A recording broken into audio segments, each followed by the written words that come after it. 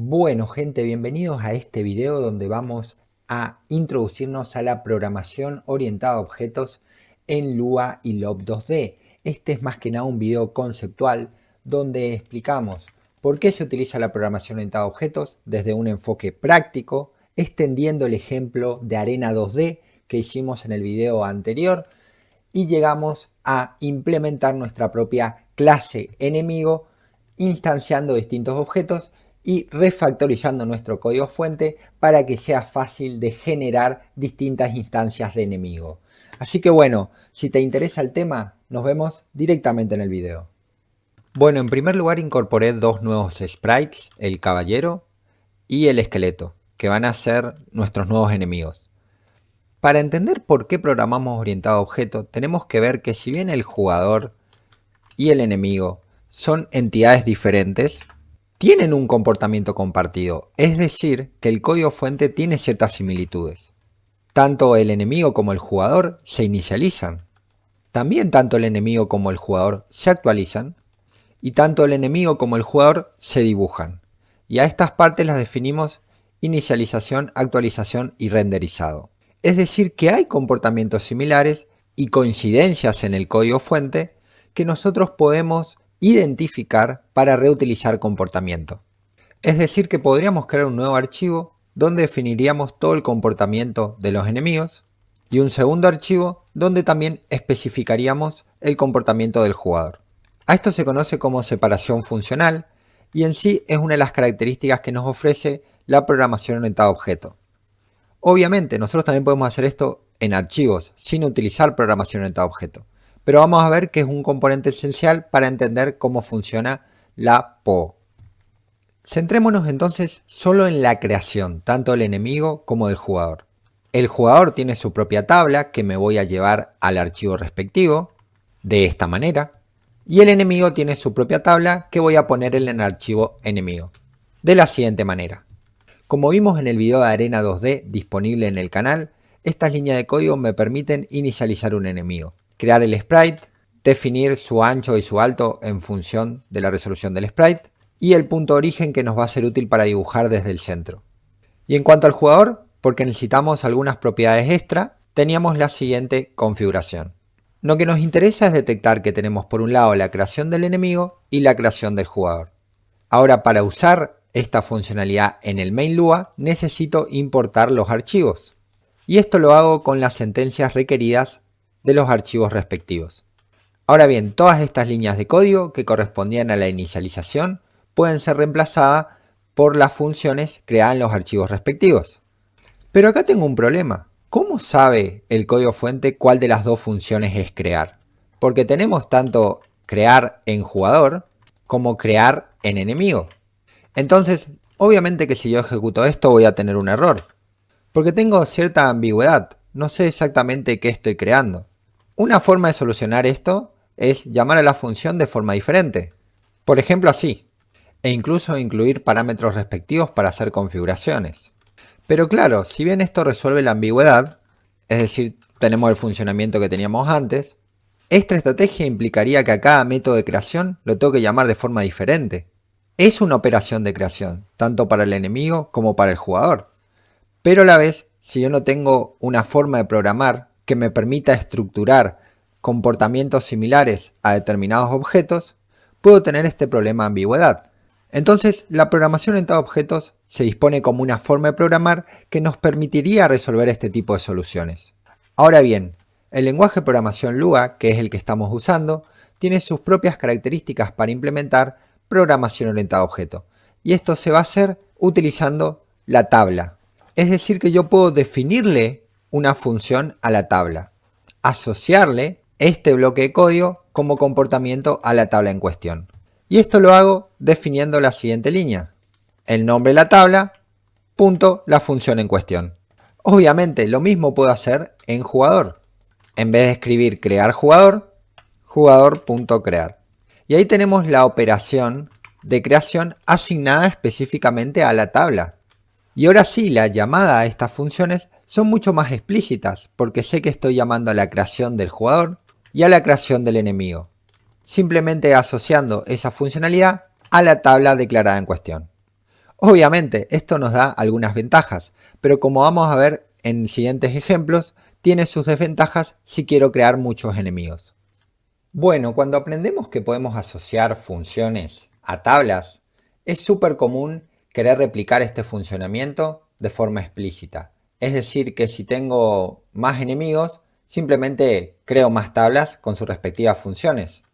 Algo así si necesito 2 enemigos, o algo así si necesito 3 enemigos. Pero ya se pueden imaginar ustedes que este enfoque es sumamente engorroso de gestionar, porque si tengo 5 enemigos, voy a tener 5 veces estos bloques de código. Tiene que haber una forma más efectiva de poder conseguir el funcionamiento sin la necesidad de tener redundancia en las líneas de código. Y para eso vamos a tener que entender algunas cuestiones básicas. Lo primero es la referencia dinámica. Es decir, que yo podría trabajar con una tabla dentro de una función sin conocer necesariamente el nombre explícito de esa tabla. Fíjense, acá estamos referenciando explícitamente a la tabla del primer enemigo. Acá estamos referenciando explícitamente a la tabla del segundo enemigo. Acá estamos referenciando la tabla específica del tercer enemigo. Y si bien esta asociación garantiza que se llame a través del nombre de la tabla, no es la forma más efectiva de trabajar.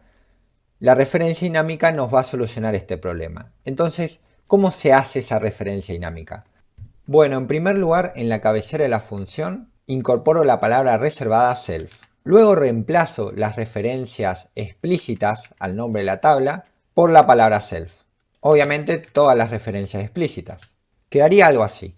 Ahora lo que va a determinar la tabla con la que estoy trabajando es el parámetro self. Es decir, que si acá envío la tabla del primer enemigo, se va a cargar la tabla del primer enemigo.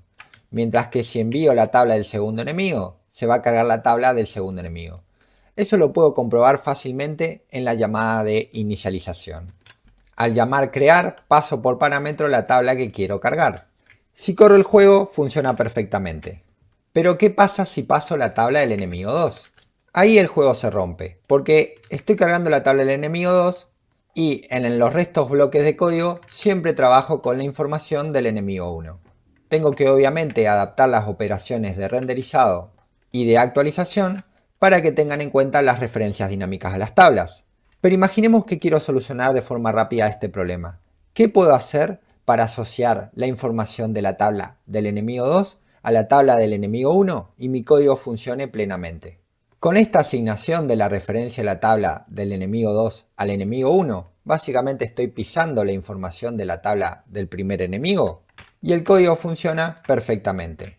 Esto nos permite constatar que el parámetro self permite hacer referencias dinámicas a la tabla que se envía por parámetro.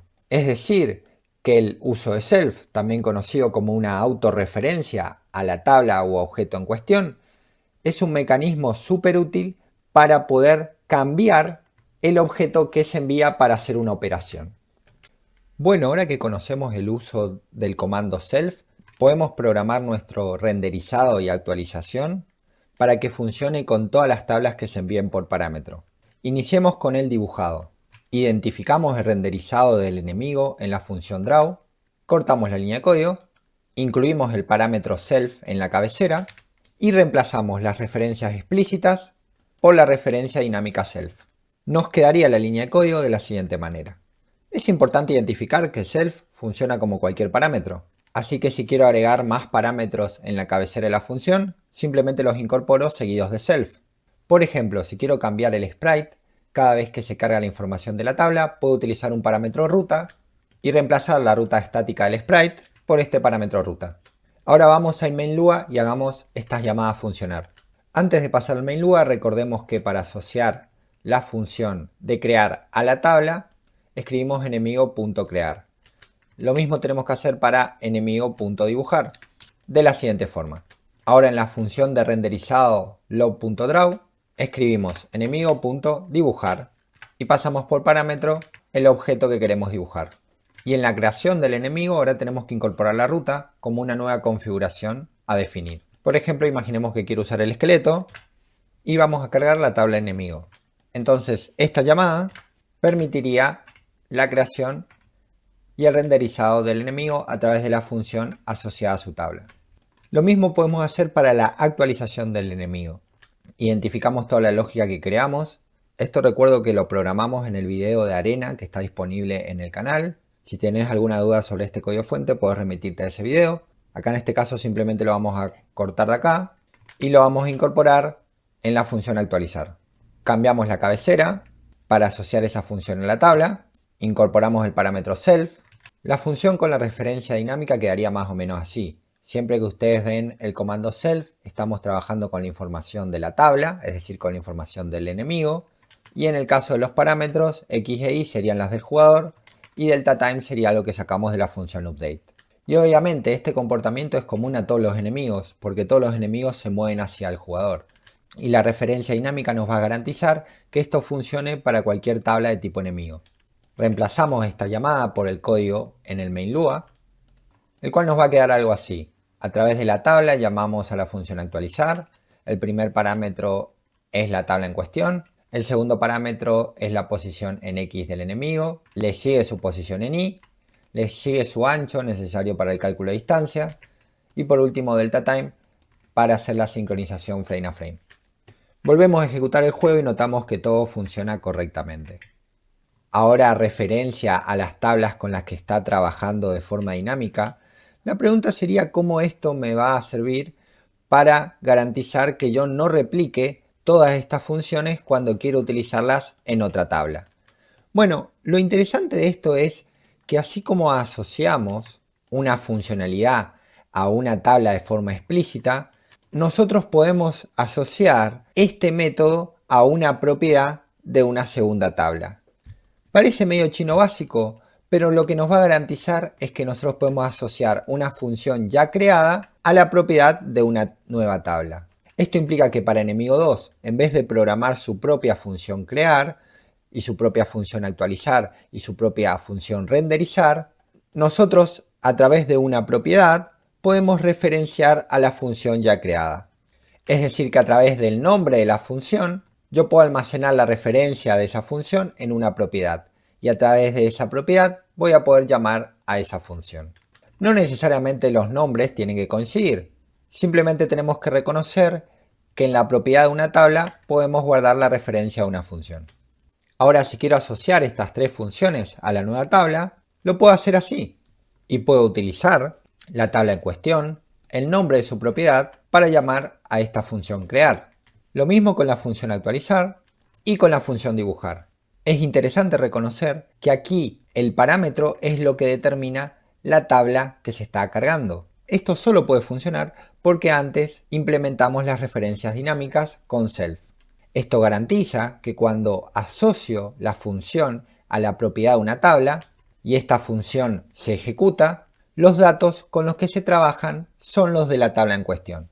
Obviamente, esta es una coincidencia codificada por el programador para garantizar que podamos reutilizar el código fuente para todas las tablas creadas. Es decir, que si ahora ejecuto estas líneas de código, noto que tengo dos enemigos en el juego que tienen un comportamiento similar, ya que están reutilizando de alguna forma el funcionamiento. Lo que cambiaría sería la tabla que ejecuta ese funcionamiento. Ahora hagamos un refactor a lo que es nuestro método de creación para simplificar los datos con los cuales se declara la tabla. Algo interesante en Lua es que si yo hago self.propiedad igual a algo y esta propiedad no existe, este nuevo valor se va a agregar a la tabla. Es decir, que si yo tengo una tabla completamente vacía, dentro de crear se van a crear estas nuevas propiedades al momento de asignarse nuevos valores. Conociendo esto, yo puedo simplemente localizar en crear todas las propiedades que necesito en el enemigo para simplificar su declaración. Incluso también para hacerlo un poco más dinámica, definiendo algunas configuraciones en la llamada. Ahora el método crear nos quedaría algo así, inicializando todas las propiedades necesarias para que cualquier objeto enemigo funcione. Esto me simplifica la definición de la tabla enemigo, que sería como la tabla molde para otros enemigos, y también me simplifica la definición de las otras tablas que van a reutilizar el funcionamiento de la tabla enemigo, ya que no requieren definir sus propiedades de forma explícita, ya que éstas se generarán cuando se llame al método crear. quedándome el código estructurado de la siguiente manera. La declaración de la tabla molde, las funcionalidades necesarias, la inicialización, actualización y renderizado, y la asociación de esa funcionalidad a la otra tabla. Bueno, ahora en las llamadas incorporo las coordenadas en las que quiero que aparezcan los enemigos. Y voilà, la funcionalidad es lo mismo, solo que hicimos un refactor para que sea más sencillo incorporar nuevos enemigos. Por ejemplo, si quiero un enemigo 3, ahora simplemente copio y pego esta funcionalidad, cambio el nombre de la tabla, incorporo la nueva llamada a partir de la tabla en cuestión, cambio obviamente la referencia al objeto que estoy utilizando, en este caso sería el enemigo 3, cambio las coordenadas, también el sprite para que se diferencien los otros enemigos, incorporo la llamada actualización y de renderizado. Y voilà, ahora tengo 3 enemigos con su respectivo comportamiento, se ven todos diferentes y reutilizan la lógica creada en la tabla enemigo. Bueno, técnicamente ya estamos en una pseudo implementación de programación orientada a objetos. A partir de las tablas nosotros podemos crear cualquier tipo de comportamiento, lo cual lo hace un lenguaje ideal para aprender a programar distintos tipos de funcionalidades. Tengamos en cuenta lo siguiente. Cada vez que nosotros creamos un nuevo enemigo utilizando las funcionalidades de la tabla enemigo, estamos en términos de programación orientada a objetos creando una instancia. Esa instancia siempre utiliza la información del propio objeto. Es decir, que cuando yo llamo a la función dibujar del enemigo, utilizo obviamente los datos del enemigo 1. Si yo llamo a la función dibujar del enemigo 2, utilizo obviamente los datos del enemigo 2. Si llamo la del enemigo 3, utilizo los datos del enemigo 3. Es decir, que hay una correspondencia entre a quién pertenece esa funcionalidad y los datos que se están utilizando. Es decir, siempre se están utilizando los datos del objeto a partir de la cual se está llamando a esa funcionalidad, que es uno de los componentes esenciales de la programación orientada a objetos. Ese objeto tiene funcionalidades y utiliza sus propios datos para operar. Entonces, si esta operación es lo común, pasar por referencia la información del propio objeto, cuando siempre se espera trabajar con él, es algo un poco arbitrario. Así que en Lua existe un mecanismo para evitar pasar por referencia el parámetro self cada vez que se quiere llamar a una función asociada a un objeto. Esto implicaría cambiar la forma en la que se llaman. En vez de utilizar un punto, utilizaríamos 2 puntos. Es decir, que si yo quiero utilizar este atajo, reemplazo el punto por 2 puntos. Y esto me habilita a mí a no incorporar, como vemos ahí según la sugerencia, la referencia self. ¿Por qué? Porque es un mecanismo que lo hace implícita. Es tan común que se implemente la referencia self para poder en Lua trabajar con la referencia dinámica de una tabla, que lo que hace este atajo 2 puntos es hace que la referencia opere de forma implícita. Cada vez que ustedes vean un 2 puntos en la cabecera de una función y en su llamada, ustedes tienen que asumir que se está utilizando self dentro de esa función, solo que el parámetro está incorporado de forma implícita. Es simplemente un mecanismo para evitar escribir self y pasar la información de la tabla en cuestión cada vez que se llama a un método asociado a esa tabla. Entonces lo mismo hago para el caso actualizar, reemplazo el punto por los 2 puntos. Fíjense que automáticamente Visual Studio Code nos está siempre como que señalando que ahí está como que redefiniéndose self, que no es necesario porque ya esta notación de 2 puntos lo hace implícito. Y lo mismo para dibujar. Como decimos, esto es simplemente un atajo, un shortcut. No cambia la asociación de las referencias porque funcionan de la misma forma. Y si bien en las llamadas yo me voy a ahorrar la escritura de un parámetro, es decir, en vez de mandar la información del objeto como primer parámetro, simplemente escribo los 2 puntos y quito el primer parámetro. Si solo modifico esta línea de código, dejando el resto como estaba, no se va a romper, porque simplemente lo que hacen los 2 puntos es un atajo para hacer implícito algo que se usa mucho, que es la referencia self y el pasaje de los datos del objeto cada vez que se utiliza una función. Entonces, como les digo, es un mecanismo más que nada para simplificar la escritura del código fuente. Pero es bastante usado, así que es muy común que ustedes lo vean. Cada vez que ustedes vean estos 2 puntitos, ustedes asumen que se está trabajando con la información de la propia tabla. Así quedaría entonces las llamadas en cuestión. Fíjense que para el caso de dibujar, donde no tengo parámetros, la notación 2 puntos nos permite una escritura mucho más limpia de lo que sería la llamada de esa función a través del objeto, ¿no? Y como podemos ver, tenemos una funcionalidad similar porque lo único que cambiamos es cómo se escribe el código fuente. Bueno, gente, ya casi tenemos la implementación completa de nuestra clase enemigo y la generación de nuestros objetos a partir de esa clase. Que eso es lo que se esperaría en la programación orientada a objetos, ¿no?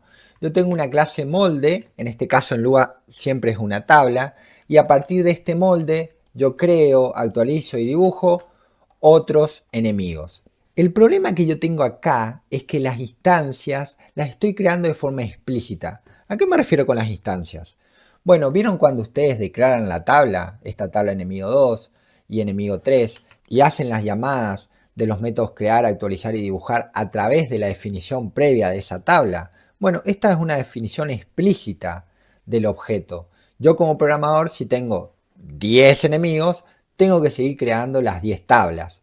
Y si bien es mucho mejor de cómo estábamos creando los enemigos anteriormente, existe un mecanismo que yo puedo incorporar en mi método crear para definitivamente simular cómo se trabaja en la programación orientada a objetos, donde es el método crear el que me permite instanciar el objeto, es decir, crear su estructura de tabla con sus respectivos métodos asociados. De esta forma, cada vez que yo llame al método crear, voy a estar realizando esta operación de forma implícita, es decir, creando una tabla con la funcionalidad asociada. Para hacer esto, existe en Lua un concepto que se llama la metatabla. En Lua básicamente todas las estructuras de datos son tablas. Entonces existe un mecanismo que yo puedo hacer para decir, bueno, ¿viste este nuevo enemigo? Utiliza los datos de otra tabla. En este caso la tabla enemigo. Porque recuerden que esta tabla enemigo 2 es una tabla aparte y esta tabla enemigo 1 es otra tabla. Es decir que en vez de hacer esta asociación entre la tabla que creamos y la tabla molde de forma explícita, a través de la metatabla yo lo voy a poder hacer de forma automática cada vez que se llama el método crear. Entonces, ¿qué requisitos tengo que cumplir? Y siempre son los mismos, siempre se hace lo mismo, lo que cambia es la tabla molde. Entonces, esta tabla enemigo en realidad sería la clase enemigo. Entonces, simplemente por convención voy a pasar el nombre a mayúscula. Entonces, el primer requisito sería definir el index, es decir, esa propiedad que me va a permitir relacionar la tabla que estoy creando con otra tabla. En este caso, a la tabla enemigo, a través del index, que se escribe en dos guiones bajos, y escribo index, la voy a relacionar con enemigo.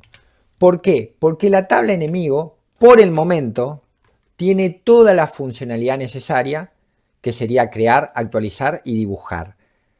En videos posteriores vamos a ver cómo hacer distintos casos de herencia, que es una de las características un poquito más avanzadas de la programación orientada a objetos. Recuerden que este es un video más introductorio. Y este índice puede cambiar. En este caso, como dentro de enemigo tenemos todos los métodos que necesitamos y las propiedades, solo vamos a asociarlo a sí mismo. Es decir, que de esta forma yo garantizo que toda tabla que cree utilizando enemigo como metatabla van a tener la información que estoy creando acá. Entonces este sería el primer requisito, asociar el index a la tabla en cuestión. Luego dentro de crear, la cual voy a renombrar como nuevo. Por una cuestión de convención, en la programación orientada a objetos es común llamar a este método new, porque da alusión que no solo se crea, sino que se está instanciando un objeto. En Lua la idea de instanciar un objeto sería crear esta tabla, ¿no? Crear esta tabla con todas sus propiedades y sus métodos asociados. Entonces, para crear esa tabla dentro de la llamada new, yo lo que necesito hacer es crear una tabla local, que en este caso se podría crear algo así, y se retornaría una vez que se terminan de cargar todos los datos. Pero claro, con esta operación no es suficiente, porque lo que yo quiero establecer es que esta nueva tabla creada, que acá se está creando a través del método nuevo, que repito, sería más o menos lo mismo que hacer esta operación de forma explícita, pero acá lo estamos haciendo a través del método. Falta todavía la línea de código que me permite decir, che, esta nueva tabla que estoy creando se relaciona con la tabla de enemigo. Y para poder hacerlo es ahí donde seteo o configuro la metatabla. Voy a decir que para esta nueva tabla se asocia una metatabla. Y esa metatabla es enemigo. Como les digo, en este caso es enemigo porque dentro de enemigo está toda la funcionalidad necesaria, que es la posibilidad de crear un nuevo objeto a través del método nuevo, de actualizarlo y de dibujarlo. Entonces, estos son los dos requerimientos para finalmente tener la asociación entre esta nueva tabla que se está creando y la tabla enemigo. Al hacer esto, yo básicamente voy a heredar la funcionalidad, es decir, que yo voy a poder acceder a estos métodos sin necesidad de escribir esto de forma explícita. Es decir, que esto puede básicamente desaparecer porque es algo que se va a construir en la llamada al método nuevo. Adicionalmente, porque acá voy a estar trabajando con una tabla local, podría reemplazar la referencia self por la referencia explícita de la tabla local.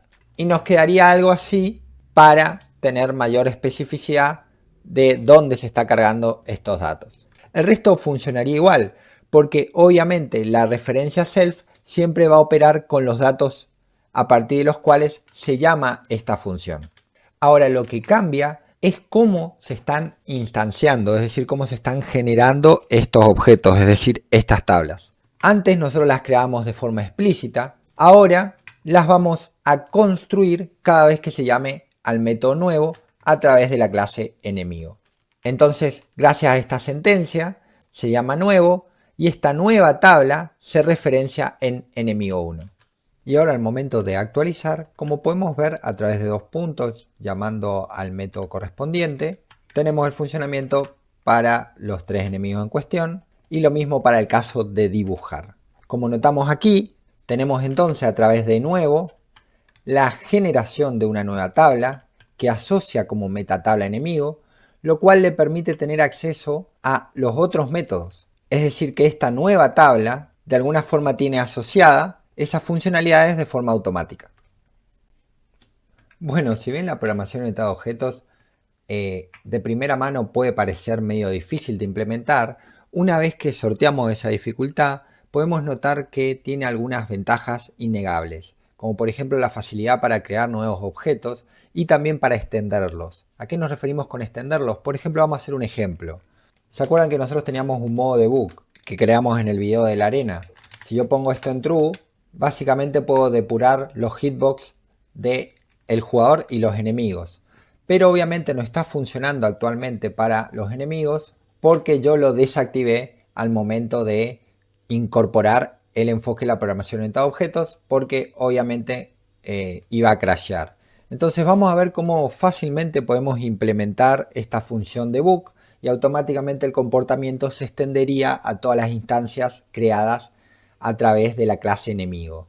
Voy a crear mi función depurar que va a tener esta cabecera y esta sería la funcionalidad que ya teníamos, simplemente que ahora utilizamos la referencia dinámica self para siempre trabajar con la información del objeto que llama a esta función. Ahora en debug lo que hacemos es la llamada a las respectivas funciones debug de cada objeto. Y como podemos ver, ahí tenemos también los hitbox implementados. Programé la función una vez y eso se puede utilizar en todas las instancias. Incluso aquí estoy utilizando un enfoque un poquito estático de llamada a las funciones. Yo podría, por ejemplo, poner estos enemigos en una tabla de enemigos y llamar a esta función debug de forma dinámica, como por ejemplo con un for. Pero eso es algo que si les interesa lo vamos a ver en un siguiente video, porque ahora este nos está quedando bastante complejo. Así que bueno, esta sería, como podemos ver, una implementación introductoria a la programación orientada a objetos en Lua y Lob 2D. Como dijimos, pensar en objetos es una de las habilidades que los programadores de videojuegos tenemos que tener porque este es uno de los paradigmas que nos permite básicamente gestionar muchas entidades en un videojuego y también, por ejemplo, cambiar su comportamiento y balancearlo. Porque imagínense que si ustedes quieren ahora configurar la velocidad. El game designer dijo que bueno, es necesario balancear la velocidad de forma diferente para cada uno de los enemigos. Si no utilizarían este enfoque sería bastante engorroso. pero en el enfoque orientado a objetos simplemente vienen al método generador, en este caso sería el nuevo, y una forma fácil de implementar eso sería agregar un nuevo parámetro que se llame velocidad, reemplazar esto por la asignación hardcodeada de velocidad, y en la llamada de inicialización voy a definir distintas velocidades, obviamente arbitrarias, para cada uno de estos objetos. Entonces al momento de ejecutar esto, ahora cada uno se mueva a una velocidad diferente. Y fíjense que simplemente por el paradigma que estamos empleando, aplicar esas modificaciones y que esas modificaciones se implementen en el resto de los objetos es mucho más fácil, ¿no? En un enfoque más estructurado, esta ventaja no la tendríamos y tendríamos que replicar mucho código fuente. Bueno, gente, a modo de resumen, cabe aclarar que esta implementación de programación orientada a objetos en Lua es una implementación introductoria de modo conceptual, más que nada para entender por qué se usa y las razones detrás de este funcionamiento. Generalmente, si ustedes van a utilizar programación orientada a objetos, en vez de hacer todo esto desde cero, es común que utilicen una librería que tenga todos los casos de alguna forma solventado, porque aquí, si bien acá yo generé gran parte de la estructura, funcionaría para este caso, y si quisiera extenderlo a otros casos, tendría que hacer mi propia librería para implementar programación orientada a objetos, lo cual no está mal como práctica, pero generalmente en lo que es en el día a día se opta, salvo que haya una excepción, por ejemplo que mis objetos tengan un comportamiento muy particular, generalmente se va a optar por implementar alguna librería creada por un tercero.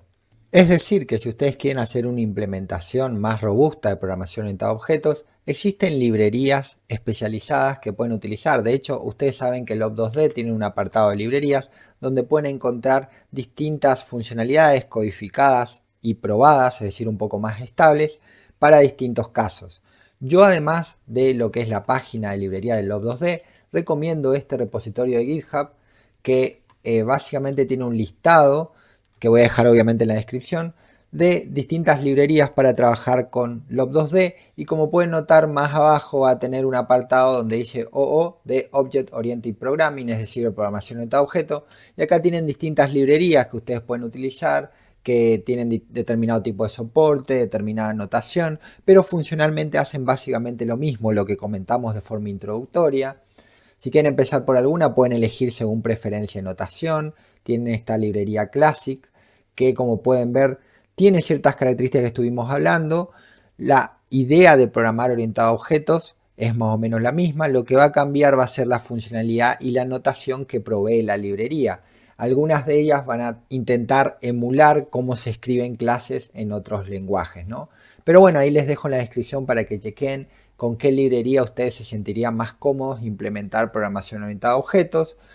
Yo, por ejemplo, trabajé mucho con esta clase creada por Matías Richer, que pueden encontrar también en la descripción del video, que sirve funcionalmente para crear distintos tipos de, como ustedes pueden ver, clases, una clase paleta, una clase pelota, y tiene una notación muy parecida a lo que sería un lenguaje que tiene soporte para programación orientada a objetos nativo, ¿no?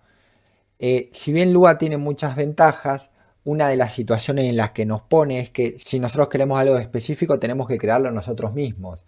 Y eso puede parecer una desventaja. A mí como programador me gusta decir que es una de sus mayores fortalezas, porque implica que solo tenés que usar lo que realmente necesitas, y si no sabes cómo se hace te tenés que amañar, y te permite así formarte mejor como programador e interactuar con distintos tipos de librerías. Como les digo, les dejo los enlaces en la descripción. Igualmente en futuros videos profundizaríamos un poco más en cómo funciona conceptualmente la programación orientada a objetos, en qué desventajas tendría una implementación vainilla como yo hice, porque básicamente creé una implementación vainilla, que significa solo con las herramientas que me provee el lenguaje, sin ninguna librería externa. Y si bien esto funciona en esta fase inicial del prototipo, en futuras iteraciones podría llegar a tener algunos problemitas que vamos a empezar a cuestionar en futuros videos de programación orientada a objetos. Bueno, coméntenme qué les pareció el ejemplo, dejen un like, un comentario, alguna consulta. Por mi parte nos vemos en el siguiente video de Lua y Lob2D. Saludos.